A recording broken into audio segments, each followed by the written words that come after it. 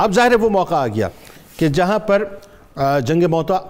بپا ہے اور اہل روم جو ہیں وہ تقریباً ایک روایت میں آتا ہے 1 لاکھ کا لشکر ہے، ایک روایت میں 2 لاکھ کا بھی آتا ہے، لیکن یہاں تو صرف 3000 ہیں، اور 3000 وہ ہیں جو صرف نہیں ہیں بلکہ وہ سرکار علیہ السلام کی محبت سے سرشار ہیں اور اسی میں ظاہر ایک حضرت عبداللہ بن رواحہ رضی اللہ تعالیٰ عنہ۔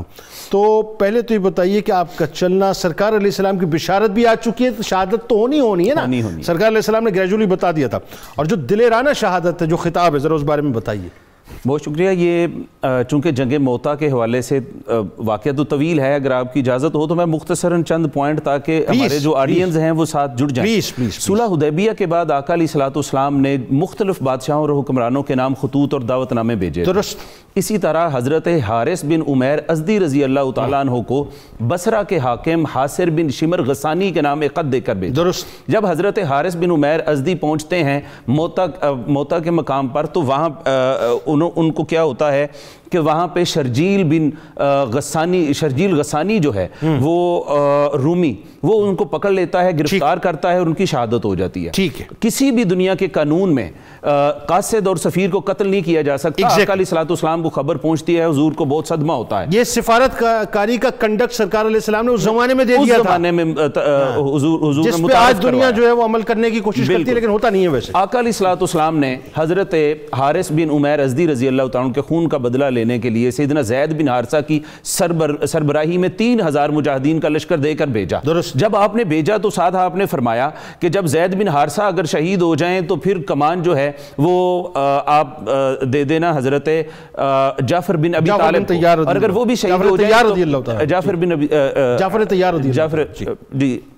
رضی اللہ، پھر اگر وہ بھی شہید ہو جائیں تو پھر کمان جو ہے وہ آپ عبداللہ بن رواحہ کو دے دیں۔ وہاں ایک یہودی موجود تھا، وہ کہنے لگا کہ یہ تینوں مارے جائیں گے۔ ان سے پوچھا گیا کہ کیوں؟ اس نے کہا کہ پہلے انبیاء کے کلام کا نتیجہ یہی ہوتا تھا۔ تینوں بیک زبان پکار اٹھے اور کہنے لگے اگر پہلے انبیاء کے کلام کا نتیجہ یہ ہوتا تھا تو آقا علیہ السلام بھی اللہ کے سچے نبی ہیں، اگر ہماری قسمت میں شہادت ہے تو ظاہر قسمت۔ پھر آقا علیہ السلام نے سفید جھنڈا تیار کیا، حضرت زید بن حارثہ کو عطا کیا، مدینہ سے باہر چھوڑنے کے لیے آئے۔ جب چھوڑنے کے لیے تو عبداللہ بن رواحہ رضی اللہ تعالیٰ عنہ اپنے دوستوں کے ساتھ آ کے سلام رخصت لینے لگے۔ سلام رخصت لی تو لوگوں نے کہا کہ آپ واپس آئیں بخیر و فیت، آپ اس طرح سے کیوں کہہ رہے ہیں کہ آپ کو شہادت ہی ملنی ہے؟ تو وہاں جو قبلہ ڈاکٹر تنولی صاحب نے شعر پڑھا، لیکنی اسأل الرحمن مغفرہ وضربۃ ذات فرغ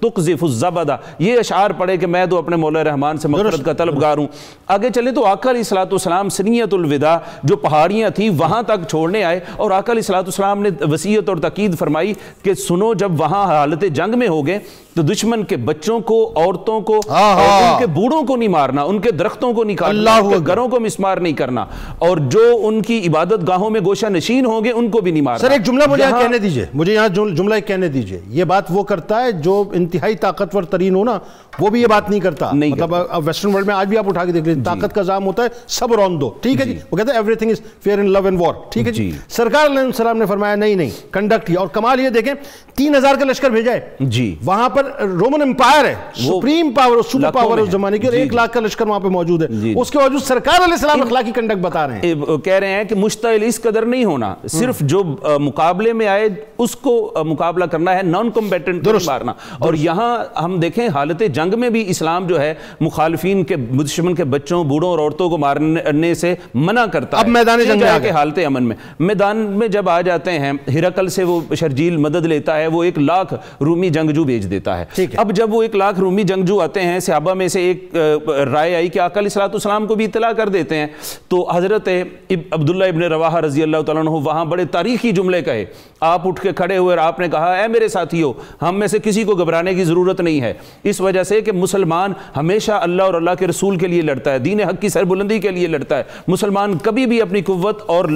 آدمیوں کی کثرت پر بھروسہ نہیں کرتا۔ اب دونوں میں سے ایک کامیابی لے لو، یا فتح لے لو یا شہادت لے لو، یہ غازی یہ تیرے پر اسرار بندے جنہیں تو نے بخشا ہے ذوق خدائی، دو نیم ان کی ٹھوکر سے صحرا و دریا، سمٹ کر پہاڑ ان کی ہیبت سے رائی، اور دو عالم سے کرتی ہے بیگانہ دل کو، عجب چیز ہے لذت آشنائی، شہادت ہے مطلوب و مقصود مومن، نہ مال غنیمت نہ کشور کشائی۔ جب آپ کی شہادت ہوتی ہے، بڑی جام بازی کے ساتھ آپ نے شہادت کا مقام حاصل کیا ہے، آپ جب لڑنے کے لیے تشریف لے گئے ہیں تو آپ کی ایک انگلی زخمی ہو گئی، آپ گھوڑے سے نیچے تشریف لائے، اس انگلی کو پاؤں کے نیچے رکھ کے کھینچا، علیحدہ کیا جسم سے، اور آگے بڑھ گئے اور اپنے نفس کو پکار کے کہنے لگے کہ اے نفس تردد میں مت آنا، اگر تیرا تردد بیوی کے لیے ہے تو بیوی کو طلاق ہے، اگر تیرا تردد باغ اور